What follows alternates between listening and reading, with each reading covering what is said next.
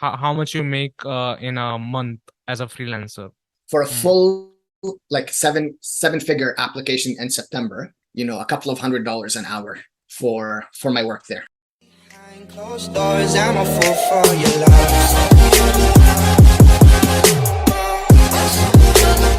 Fool for your love.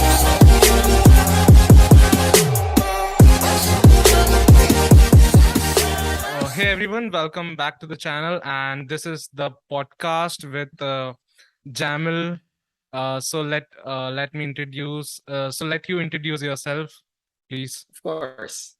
Yeah. Yeah. So, hi, Yash. I really appreciate you meeting with me today. I know we've had a little bit of trouble, but setting this up. So, Ah, I'm Jamil. I am operating out of Canada. I'm a full stack developer. My stack is the MERN stack. I'm currently a freelance software developer. I am looking, however, to transition into a full-time position with I have a couple of companies currently on the go, but IBM. yeah. And that's what I do from 9 to 5, and then 5 to 9 I do all of the other things in order to try and move ahead in life. Okay. Yeah. Yeah. I met you in a Twitter space. Then Yeah. I think I followed you, you followed me, and we have a good talk. And since then, we are looking for a podcast. I'm looking for a podcast with you, and for your busy schedule, Yeah. you're moving. I think, yeah. So today we got a Yeah. time, and this is a very this appreciable thing. So moving on I to the appreciate being podcast, here. and yeah. So moving on, uh, please tell me more about yourself, Mhm. self and your background, how you started things related to programming and kind of a computer science thing, Okay, like of development. course. Yeah. So funny enough, I actually don't have a background in comp sci at all. My background is actually in engineering. So I started school in 2011, like the university, and in my first or second semester, I took a class called Introduction to Programming and C++ Mhm. there. Yeah. But at that point, I had, my only exposure before that was actually building computers, but not anything on the software development. So I actually got involved with. I used to be the person who all my friends would come to and ask me, how would I build this computer? Is this a good part? So on and so forth. So I've always had an interest in computers. I just never got involved in the software side. And as I got to what's it called school, and they taught me, I was excited for the programming course. They taught us everything on pen and paper. Okay. And that immediately killed Yeah. my drive It's for it's. computer programming. I didn't know what I was doing. C++ was a very hard language to get introduced to because we were juggling it with all of our engineering courses. So I never gave the programming the attention that it needed. Yeah. Right. Fast forward a couple of years, and I go into my master's, but I switch out of chemical engineering and go into industrial Oh. engineering, and now I'm working with Python. Right. Okay.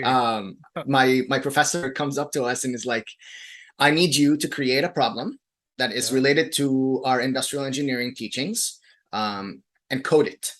So I had to teach myself how to use Python, and come up with a problem, create a bunch of parameters, a bunch of restrictions for the problem, so that I can build them into my code, and then create the solution basically, and then justify everything in the meantime. So I use the Gurobi suite. And if you're not familiar with the Gurobi suite with Python, what it does is What it's what just what supposed to be like a what Gurobi. is So it's go? Gurobi. And it's almost like a library that you can use, or like a Okay. framework that you can use that you Like a download onto Python. And PyCharm, like this yes, Django. exactly. All it does, it's supposed to be able to solve like and optimize your equations. It's supposed to be like the fastest library that's supposed to like that can solve your equations. Okay. And that's what they have like advertised on their website, right? Mm-hmm. So I mean, this isn't sponsored by them, but these were the tools that I had used at the time, right? Mm. So I had come up with a program with a problem to, like, if you were in Canada and you wanted to travel around Europe, right? Because that's what the professor was doing at the time. They were building an app to travel, to try and find the most optimized route so that you did, you know, your stops with the least amount of travel time. And like you can input parameters like, you know, let's say on August, what's today, 21st, August 22nd, I have to be in England, right? So you have to like insert these parameters so that your program can, you know, find the best flight route for you, right? Given that you need to be in specific cities and specific dates. So we were basically recreating like a travel app. And then earlier this year, I came across Learn with Leon, right? So the bug to code has never gone away. I've always wanted to code. I came across Learn with Leon on Reddit. They had told us, you know, if you're interested, it's a completely free course. You can learn how to become a full stack developer with, you know, HTML, CSS, and JavaScript, and then you Node and React on the back end, or I mean React also on the front end. But you know, yeah, and that's how I got here essentially. So the whole thing is free online again. Like that one I will say, you know, if people are interested in getting into the program, I would recommend looking at Learn with Leon. If you just give it a quick Google, Leon's website will come up. He has a whole like blog post on what and in depth on what the program entails. It's not a boot camp, it's an agency that you work with. And honestly, like I had a little bit of foundational knowledge with school, but they didn't really teach me the depth of programming that I really needed to understand and connect the dots. So I knew how to build a program and code in Python, but I didn't really understand what was happening under the hood, right? But now I can say with more confidence with my MERN stack that I understand how to connect the dots between the front end and the back end, and that's how, you know, I got here. Jumped on some Twitter Spaces, tried to speak on that behalf, and we got that. So it's very appreciable that your journey from a chemical engineer to a industrial engineer, then moving towards a Python developer, and then a web developer from MERN stack. It's kind of a very hard work.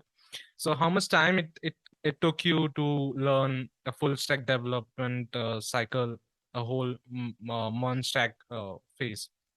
How much time it took you? I started in January, and I've been doing it every day since. Okay. So like if you take a look at my GitHub is like, it started in the middle or towards the end of March, so March 31st, but every single day since March 31st, I've uploaded code with relation to the MERN stack. And like every day I do review, I do new material, I'll code a little bit every day, push my code, get familiar with it. So everybody who is watching and they do not know GitHub, so GitHub is a platform every developer should be there on GitHub. It's like necessary for them to go on open source project and contribute to them. It will increase your resume profile, or you can say GitHub is your modern day resume. Like you don't need a pen paper resume. It's if you send because modern day startups are just taking your GitHub and checking it how you perform. Exactly. Is it right now? Exactly. Yeah, you're completely right. So like a lot of people, and especially new developers I'll see online, they ask the internet, you know, should I have a portfolio? Should I have a GitHub profile? What's the best way to go? And I even go ahead and answer and say, you know, why shouldn't you have both, right? Especially for those who are taking a non-traditional route like myself, right? Yes, I do have a background in engineering, so that's given me a little bit, you know, more, I guess, to some people waiting to my words. Others don't, right?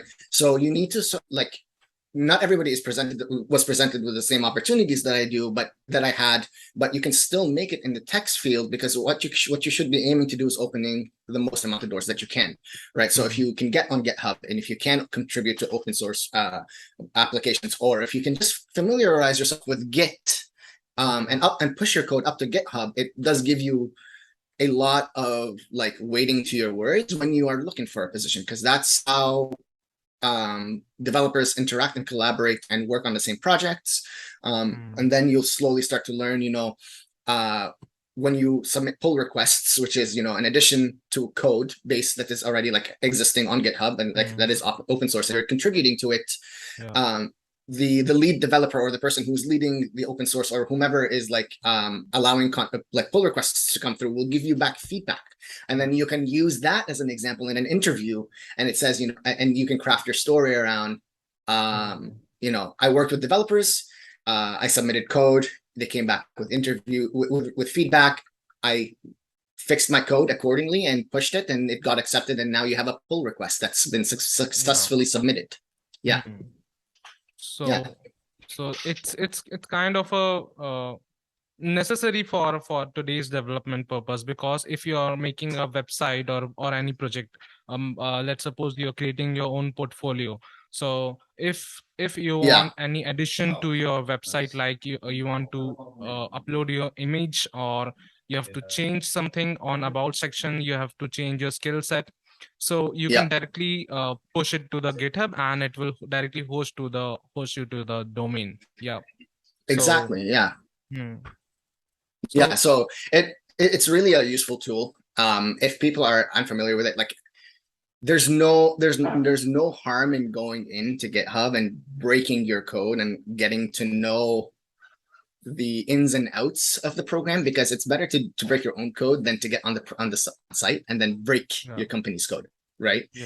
Or push code that may break your company's code and then create like a huge issue. But yeah. So my next question is, how can one beginner from scratch, how can he start his development journey, like mainly on a web developer journey? What should he particularly do? What kind of a roadmap, like you can say?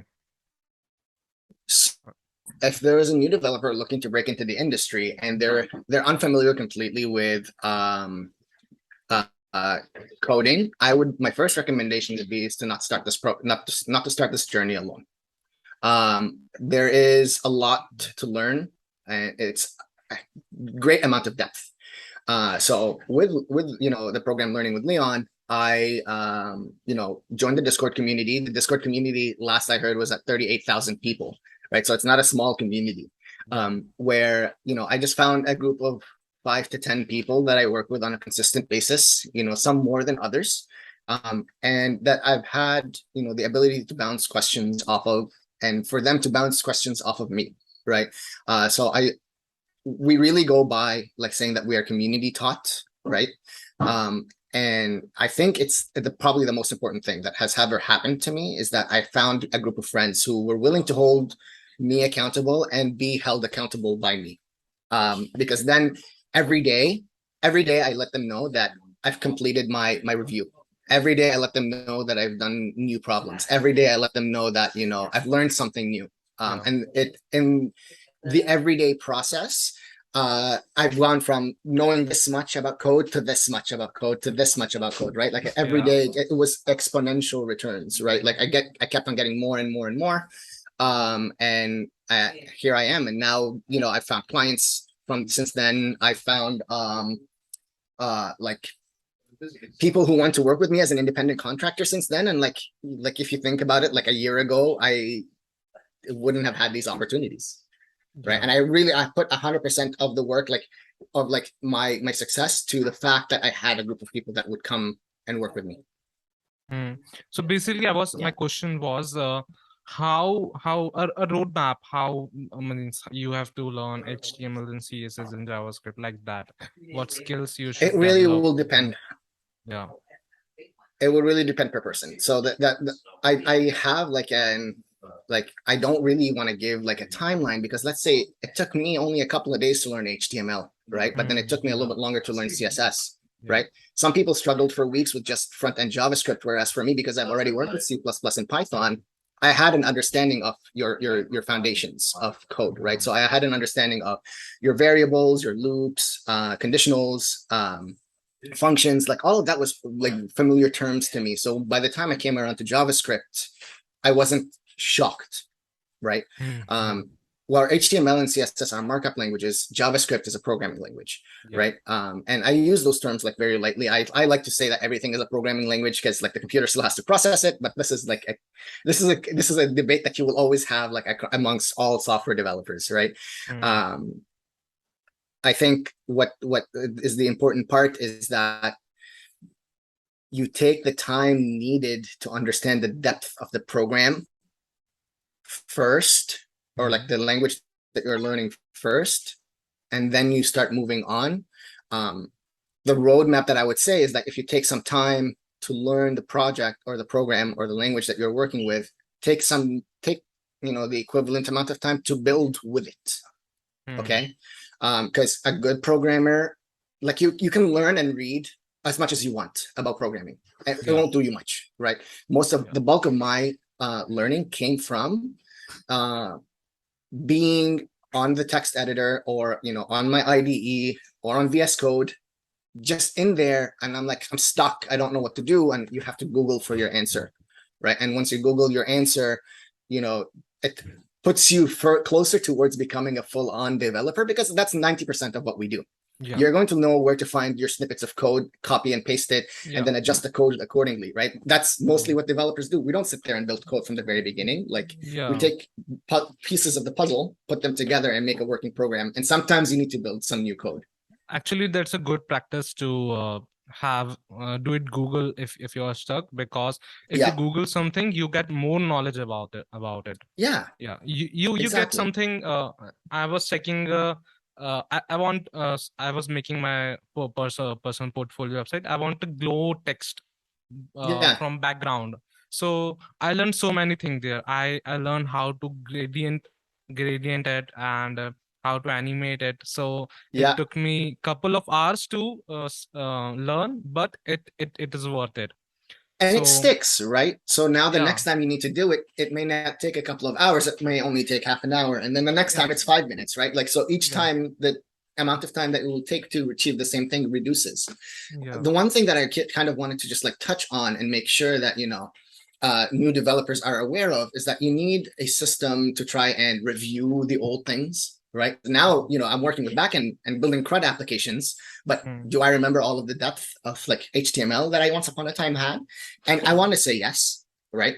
Because of the system that was introduced and I stuck to and reviewed with, right? So I use this application called Anki, ANKI. The website is ankiweb.net. It's a free application as well. It's free on all platforms, I think, except for iOS. But you can access it from the web page, like from Safari on iOS. Where you it has a built-in algorithm. It's like flashcards, right? You build a flashcard, you put in the front, and it will show you the front. And then when you're ready for the solution, it will. And the algorithm is built in so that it applies concept of active recall and spaced repetition, right? So the method of learning that is the method of learning that I've been applying since my time as a full stack developer is not like a passive one, but more of an active one. So like reading or writing notes or reviewing notes is more of a passive method of learning, whereas Anki tries to make it into an active method of remembering and learning, because it asks you the question but doesn't give you any hints other than what you've put for yourself. And so you need to try and make those connections in your brain. And you strengthen these connections in your brain, and it's like you remember it easier because it's almost like training the muscle, right? There's been there was this course that we took at the very beginning of the cohort where it was like it demonstrated to us how when your neurons fire in your brain, the connection actually strengthens. It's almost like growing the bicep muscle, right? Like over time, you'll see your bicep muscle grow. That firing connection becomes thicker and thicker the more you actively and like recall yourself, right? So not passive, but an active method of learning, I think will also benefit a lot of like new developers. And I think Anki is a good tool. It's free as well. Like all these things that I'm talking about is free. So if anybody's like stumbling across this podcast and they're interested and they want to learn about all this stuff, I think it's like a good tool to also use alongside all of the other tools that you'll have to learn. So just we talked about the app. So it's very good, and you should everyone watching should also use it. and I will Yes, be putting the name and description link in the description. So of it will be course. good for a beginner to use that tool. And my next question is that from you told a community helped you to getting opportunities. Yeah, so Yes. lots of my friends are learning privately in their hostel rooms and Hmm. doing their work on their laptop. If I go them, they just put put their laptop down, and so I say, hey, what are you doing? Are you learning JavaScript or Java? So they say no, I'm not doing anything. So they are kind of making themselves a private learning. So, Yeah. and one of my friend is he's a little bit less on programming, but he's a good at a community level. So Mm. recently he got a internship in Microsoft, Very uh, nice. Congratulations. Microsoft Engage, community as a community lead. So Very nice. what what you can say, learning in private and learning in public or in a community, what is a better opportunity for the both side? I really enjoy um, working with the community more Yeah. than I do working in private. So I tried the private route throughout school, and it just was not happening. It was not a good time. I didn't know what was happening a lot of the times. Like there was a lot of material to go through, and I think the best method of learning is teaching someone else, Yeah. because then you have to explain to the simplest detail a very complex problem, Yeah. right? And that makes it so that if you can simplify uh, um, uh, complex, what's it called, ideas, then you Mhm. really understand the topic. And if you really understand the topic and you're sharing it with others and you're talking about it, it also helps you connect dots from other experiences, or from their experiences, or they can give you an input that all of a sudden it clicks in your head even better, right? Mhm. Because my genuine belief is your success does not take away from my success. Okay, Yeah. in the tech world, right? There's so Yeah. much opportunity in tech right now, that there's room for everyone, right? There Mm. is going to be room for those who come with backgrounds who are not from North America. They have their Mm. own set of problems that somebody like myself who's in Canada cannot address, right? Yeah. It would require somebody who has the understanding and the knowledge, but may not have the tools, right, to Yeah. learn all of that stuff Mm. anywhere else in the world, right? So like I don't I would never advocate personally for private learning. I would Mm. never advocate for learning that is like hidden behind a paywall, right? Mm. Because I'm a firm believer that all of this stuff should be available online, and it is available online. Yeah. And like the thing is, like, if you know how to Google, if you have some Google foo skills, like Yeah. you can find the answers yourself, or you others can help you find the answers, right? You don't have to feel lost, because then there also comes a point where it's just like you can celebrate your successes, you can celebrate other people's successes, and you can be upset together at like what you would consider a failure, right? Yeah. But I like, again, people say fail forward and stuff.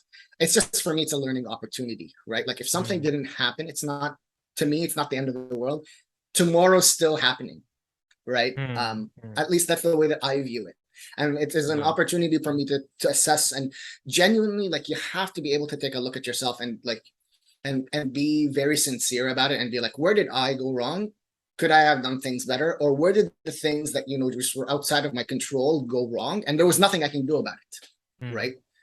And you have to be able to, like, be able to distinguish between both of them, right? Because sometimes you're going to meet a lot of people in this field, and you're going to meet a lot of Yeah. people who are going to try and gatekeep, and there are going to be a lot of people who are not going to call me a full stack developer because I never took a computer science degree, or Mm. so on and so forth. But I mean, like, these are all labels. And if you ask me to build a CRUD application for you, or you ask me to build a web application for you, or a phone application for you, I have the tools under my belt right now that I can, right? Mm. And like, it like, who is going to tell you that you can't do it if you have the tools under your belt, right? Mm. Sure, some things require a little bit more knowledge. Like, I can't become an electrician, but like, I understand how things work in terms of like in relation to like being able to fix a simple project, right? But it's a little bit different in tech, because tech does present the opportunity that it's available to everyone. It's a Yeah. coding language, right? Yeah. No one's going to tell you that you can't speak French if you learned it off of Duolingo, right? You can Yeah. still speak French. It might not be, Yeah. like the fluent with all of the fluent French with all of like the cultural like nuances and stuff, but it's still French, Yeah, right? it's And you're still able to like hold, and as you become more and more familiar with the culture, then you start to learn the nuances, right? It's the similar thing with like learning a language in tech. It's like a computer is a computer is a computer. Coding languages have the same fundamentals. You need to assign your variables, you need to assign them the right types, you need to pass the proper things through, and you have to have logical consistencies, right? At the end of the day, enough training will get you there, right? Okay. Just dive into the code. Your best way of learning is to dive into the code and have groups of people with you. Yeah, that's making a project in community is a different thing, and making it privately is a different thing. It will take you a Yeah. long privately, but in a community you will be getting more of ideas and more of help, and Yeah. there are so many. Yeah. So my next question is, if you are a developer or a student, so what will be good if you are on Yeah. Twitter or on LinkedIn? These both are platforms. One is for a political talk, and the second is Yeah. for a kind of a job and a technological talk. But nowadays, what is happening that LinkedIn is more becoming a Instagram, Yeah. and Twitter is more going towards a more technological and developer feed kind of. Yeah. What's on you? What should you have? What should you do? So I started off with Twitter first. I just because of like the nature of school and stuff. Like I already had a LinkedIn previously, but I didn't use it a lot, right? And I still don't use it a lot. I just go on there to let people know that I am looking for jobs. Most of my interactions and most of my my life comes from being on Twitter. Yeah. I share a lot on Twitter.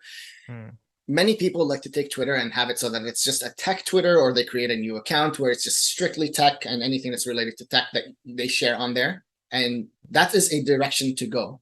I'm more of the I started off that way. I didn't create a new account, but I went through and I deleted all of those like problematic tweets that you have in the background. Like you never want to see people, you never want people to see them if they're your employer and stuff. But then I started realizing, I was like, at the end of the day, I'm the type of person who my personality is going to show up, right? It's going to show up very quickly too.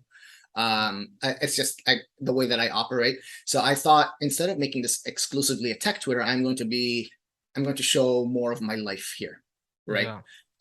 So as of recent, I started, it still revolves around my life as a developer, right? With more of like, just like lifestyle elements here and there. Yeah, your pets and kitties. You see pictures of yeah my roommate's dog. So you'll see like a lot of those things like sprinkled around, but it's because I need people to know who they're going to be working with, right?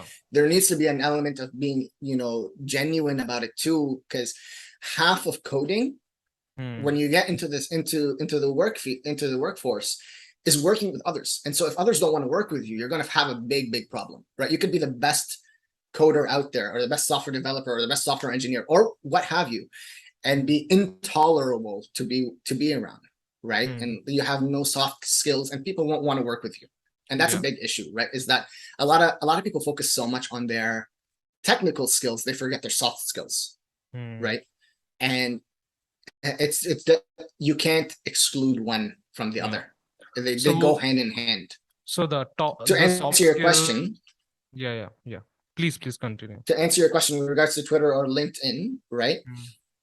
Start off with Twitter and make friends, right? So Twitter has a list function. We have been, right? We have been communicating, Exactly. Like at the end of the day, like realistically, Yash, if we didn't have that that rapport, I wouldn't be inclined to have like a podcast with anyone, right? Because this is like time where, you know, I'm doing my review, like I'm learning other things. I'm working on my own projects, right, on the side. And then I also have my full-time job and I work out. So like there's only so much time, and my free time is valuable, and other people's free times are valuable, right? So it's like, it's like you need to be able to, in terms of providing value, right?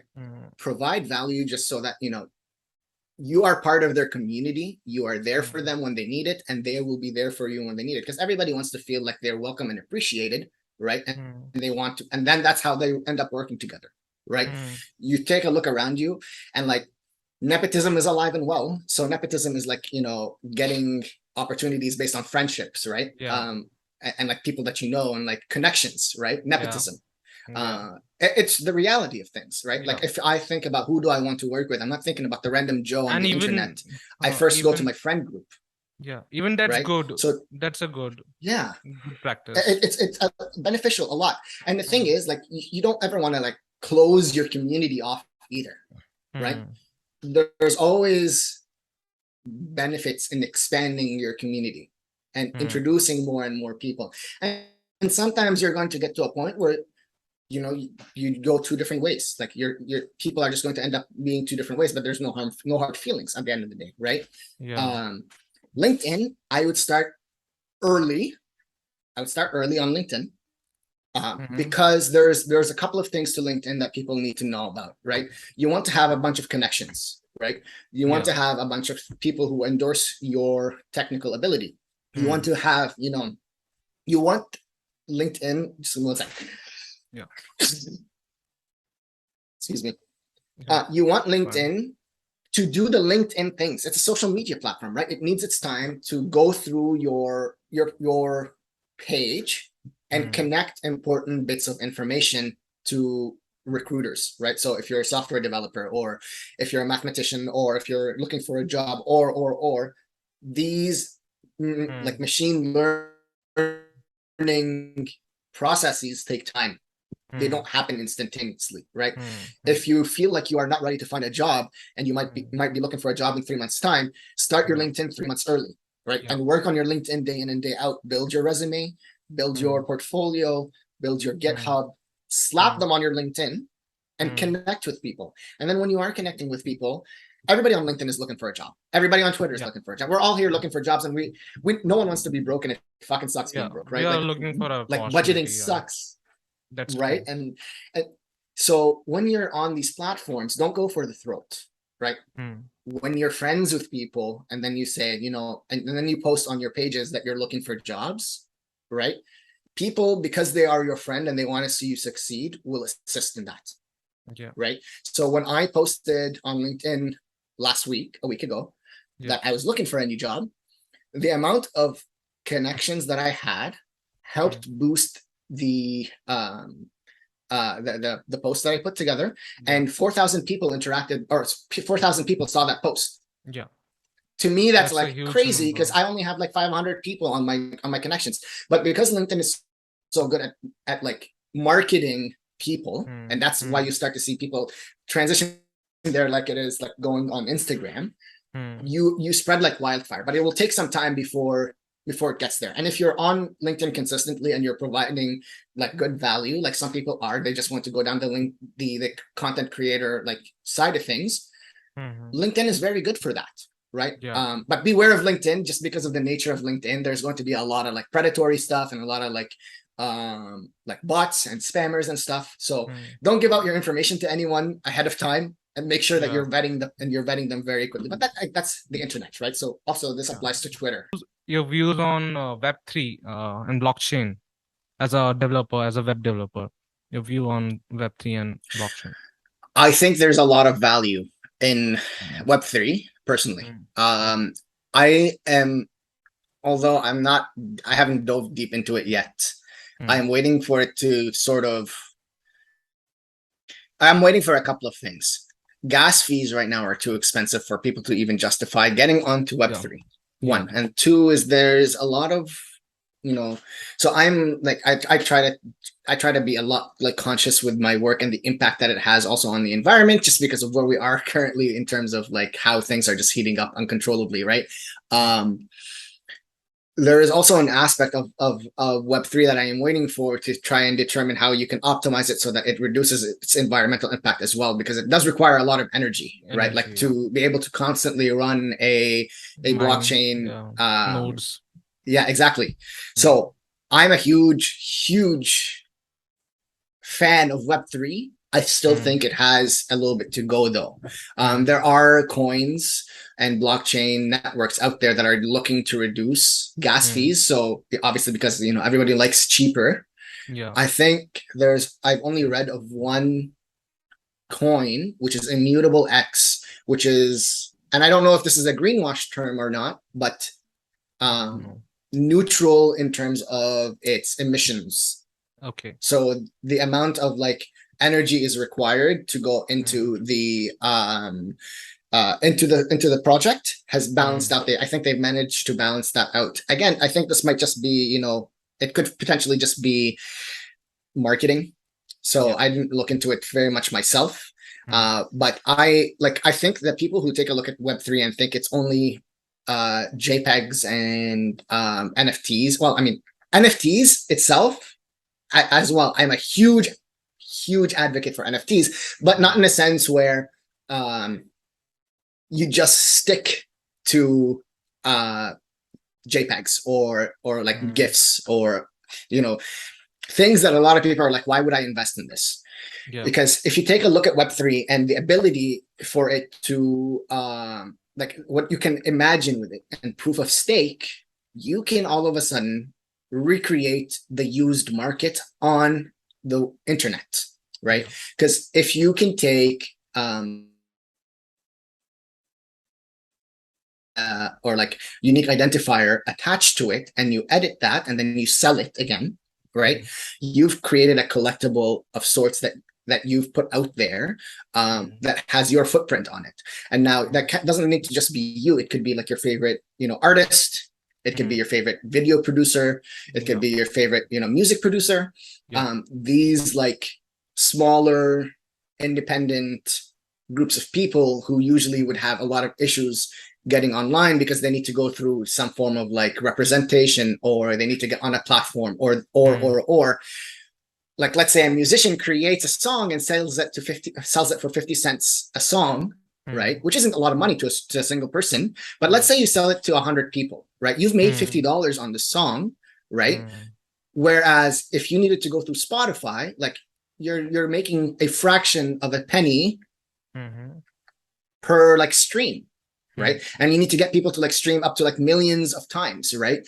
But if you can get, because everything is like tracked on a blockchain system and it's all transparent, right? And if people are buying it for like 50 cents, the impact starts to scale up much quicker, right? But in order for you to be able to, entice these artists and these groups of people to get on these platforms, you need to reduce the barrier of entry. Because right now, a lot of blockchain like development is extremely, it's complex. It really is complex, right? You need a lot of people to be able to take a lot of personal responsibility to manage their codes, to manage their keys, to manage their own equipment, which like, if we're having a conversation of how does somebody even break into tech, that is like leaps and bounds, if you're not familiar with that sort of idea, right? I think once we get past that barrier of entry, for those who may not be, whose life is not all about blockchain or all about computer programming, and you can get them and you can show them the benefit of your work can be appreciated by all of your fans, like a system like Patreon, right? Or a system like OnlyFans. But instead of going through OnlyFans or Patreon, there's just some marketplace that people will search for you, and you can get all of like most of the proceeds, and make a living off of it. That's when you start to see people migrate there, because then they got full ownership, they get a lot of money, hopefully, if their work is great and appreciated by people, and they don't need to reach as large of an audience, right? 100 people at 50 cents a song, you do that a couple of times, you're making way more money than you are on Spotify and like Apple Music and right, like your podcasts, all of that stuff, right? So even when I'm making content on YouTube on blockchain and Web3, I'm getting appreciated a lot uh, suddenly I saw my YouTube studio means analytics of my first video. So Yeah. it was, I think, 15 views, and just I woke up and see it. I saw it, so it reaches 150 views. So it was Yeah. so happy for I felt so happy. I know the number is still less, but I hope it grows to a certain extent. Also, I'm hoping this podcast go in millions or in Of course. 100Ks. Yeah. Yeah. So Congratulations on your so first making 150 views. yeah, thank you. And You're welcome. I just reached 20 subscribers. Yeah. Very Uh, nice. I Very nice. actually I was just testing. I have not shared that with any of my friends till Hmm. now, because I was just testing about how YouTube algorithm reaches the audience. Yeah. So So that actually my like friends, brings me back to the point. It's like I think if you're planning on oh, sorry, not back to my point, but like I think like there was a point that I wanted to touch on, which I didn't earlier in the video, is that mm, if you are planning on getting into all of like your content creation or your your software development journey, or reaching mm, out to the community means telling everyone around you what you are, yeah, right? yeah, And like there this is again going to be like a problem with a lot of people out there, but I really don't give a shit, right? Are we allowed to curse on yeah, here? Like, okay, I really don't care, right? yeah, People are going to talk whether you do something or not. Okay. If you become a content creator, people are going to say, look at this person, they became a content creator, what are they doing with their they lives, right? actually pinch you every Yeah, time. that's how Yeah, we first started, right? Like this yeah, the issue here is that you have to realize that people are going to talk regardless of whatever you do for them. Some of them mm, will never be happy. And sometimes, mm, I was having this conversation with a friend yesterday, a new friend, and that's how we actually bonded, is that sometimes those who are closest to you, right, are mm, going to be the ones that hurt you the most. And that's just the natural cycle of life, unfortunately, because a lot of yeah, people don't understand the weighting of the words that they say, right? And some mm, things stick more than others. mm, Um, you should not shy away mm, just because you've received a negative interaction somewhere. They just are just not your audience. They're not your mm, supporters. They're not your community. yeah, We have to be able to like make that distinction in a specific sense, right? Because they might not be your friends or your audience in terms of like content creation, but they're your best friends from childhood, and they yeah, have been there for you in every other aspect of life, right? yeah, It doesn't mean like their words weren't hurtful, but it mm, just also like it doesn't mean you should be cutting this person out of your life either, because you yeah, always want to be accepting, sort of thing. But mm, tell everyone around you, and speak. No one is going to be a bigger promoter of yourself than yourself, yeah, right? yeah.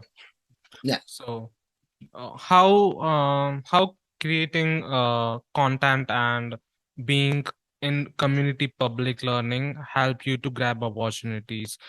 If you have something experience about that, so you can tell me and our audience, our you Yeah, viewers. of course. Hmm. So first you have to believe. So in terms of like full stack development, I don't reach out to people and tell them I'm an aspiring software developer, Hmm. right? I am a software developer. Yeah. I have written code that is work and other people have used it. And Uh, by definition, then I am a software developer, right? hmm. I'm a full stack developer because I have built an application that has worked and other people have used it, and it works both on the front end and the back end, right? Yeah. If you go to the definition of a full stack developer, others will be like, you didn't go to school for full stack or for software development, therefore you are not a software developer. You And have you know what I not tell gone those to a people? Exactly. They can go boot pound sand camp. because they're going to be upset about it, whether I went to school for it or not, right? Yeah. They have the sense of like this feeling where they're like, I had to go through all of this, and because you didn't, it means that you are not like me. Fuck that. Like Yeah. seriously, fuck that, right? Hmm. Everybody comes with their own set of backgrounds, their experiences. First, believe yourself. Yeah. If you can't convince yourself, you're not going to convince anybody else. You're sure as Hmm. hell not going to convince me, because I will ask questions and it will fall through, right? If you're not telling people and they're not asking questions, and it Hmm. comes off as you don't believe in yourself in whatever field you go down, whether it's content creation, your typical, Hmm. 9 to 5 job, or just like freelancing, right? If you Hmm. don't believe it from the bottom of your heart that you are what you are looking to be, Hmm.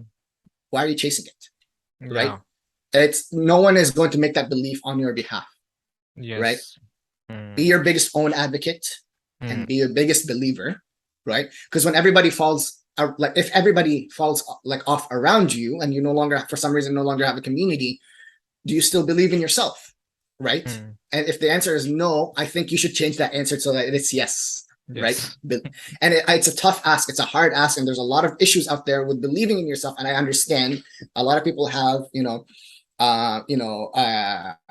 are self-conscious or for one reason or another are unable to believe themselves, right? Hmm. Seek the help that you need from whether it's the proper resources or your community and get them to reinforce it for you, right? Hmm.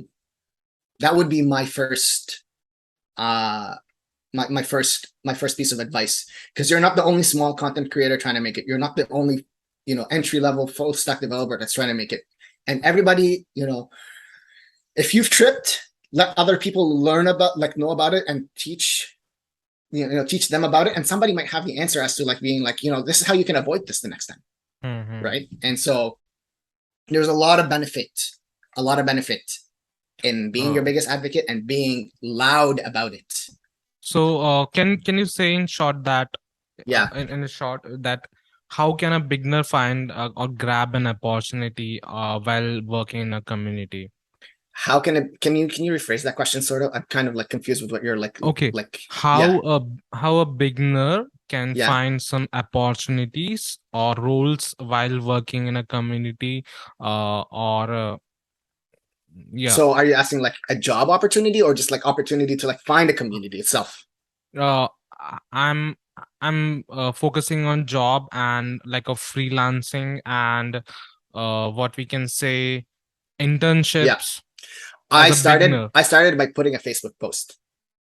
A Okay. Facebook post. I went on Facebook and I told everyone Hmm. who I've known for as long as I had my Facebook account Hmm. that I've made another career switch. Surprise, Hmm. surprise. And I'm now a full stack developer.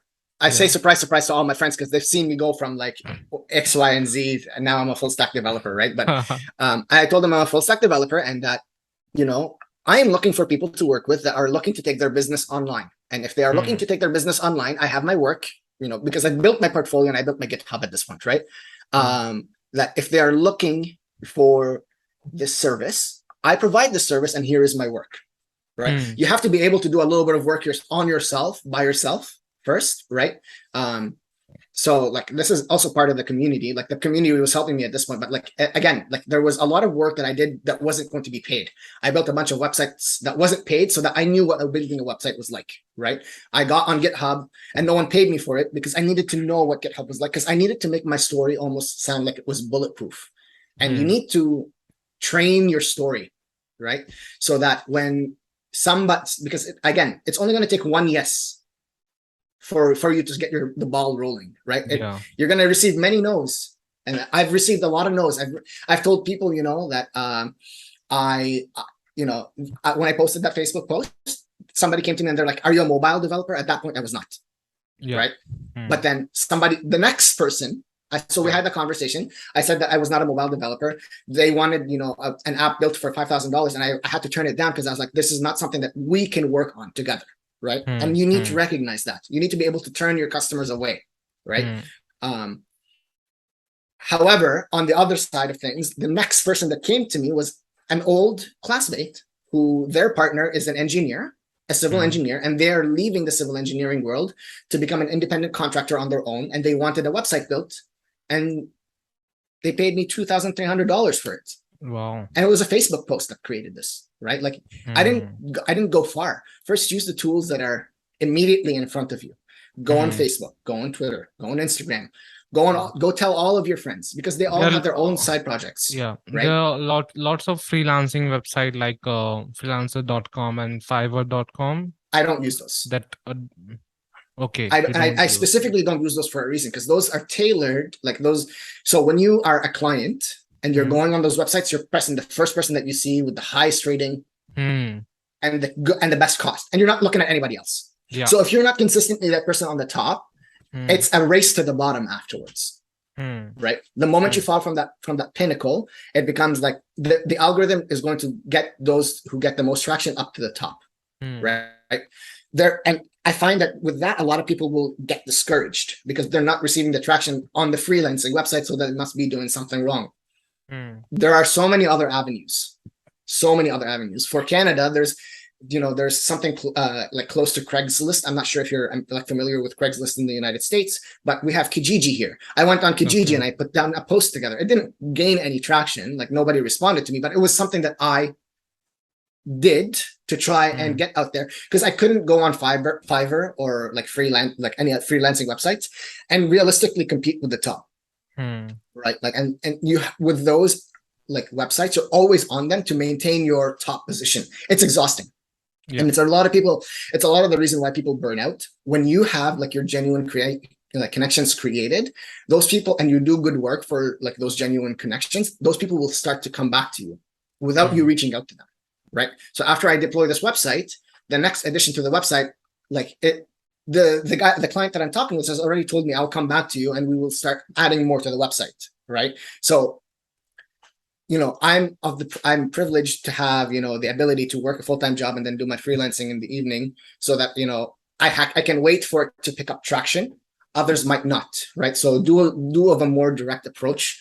If you're in the tech field and you want to build like websites and stuff, build like let's say a sample restaurant website, and then call local restaurants around you, and don't hang up the phone. Get them to hang up the phone, right? So like you'd be like, you're trying. It's like a pit, because the first one is going to be embarrassing, really embarrassing, and chances are they may get the website, they might not get the website, right? But they didn't go to the Fiverr or freelancing.com, but you were still able to provide them value by telling them, if you have a proper website that presents your menu properly and like will tell customers what you serve, your hours, you will gain more traction, and your restaurant will do better. And that's the way that you have to phrase it. You're almost like, you have to phrase it in a sense that you are also providing value to this client. You're not just trying to sell them a website for the sake of selling them a website, right?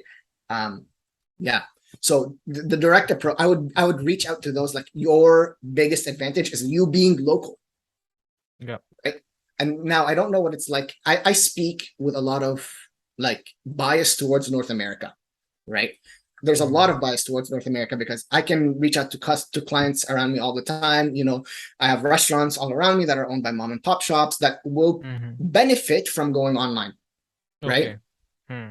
Take the advice that I give, but then you have to tailor it so that it fits your area better. But that's your biggest advantage. Even though we're on the tech field and the tech space, your biggest advantage is being local, is being like familiar to those around you, right? That's how I would get started. With everything, your content creation and your tech space. Yeah. That's a good practice to do. Okay. And the fine and to the podcast. Very, very nice talking to you. It's kind of excitement I was having for my first podcast. I hope this podcast is so much informative for our viewers, and all the social links of Jamil and his Twitter, Instagram, and all the social links are in the description. Go and follow him. He's a very good person. Making if you love pets and kitties, so you can follow his Twitter. He has so much. Do you have a recent now? Any of them? Pets? Like the cats, they're upstairs right now. They're asleep, but I continually post every day. I try to also, like, right now a lot of my Twitter is more lifestyle stuff, but like I mentioned earlier, I'm going to try and keep it so that it's relevant also to tech with sprinkles of lifestyle. But I'm doing a lot of like my true like lifestyle stuff on Instagram, just because it's easier to post there in stories and stuff. A lot of my tech space and tech work will be on GitHub and Twitter. So very nice talking to you. So very nice talking with you, Yash. Please I'm creating a content on YouTube, that Solidity, Okay. for everyone who is looking to start their journey in blockchain and Web3. I'm helping them to learn them and proper guidance, because since 1.5 year I'm stuck in this Web3 space. I know how, from because there saturation in the content. Yes, Nobody exactly. is creating good content. Okay, so I have been learning, I'm learning, and I'm creating, I'm also teaching. So it is kind of me experiencing both the things, Yeah. upscaling my knowledge while teaching. It's a very good experience. So if anybody watching this wants to transition to the Web3 spaces, you can check out my Solidity videos.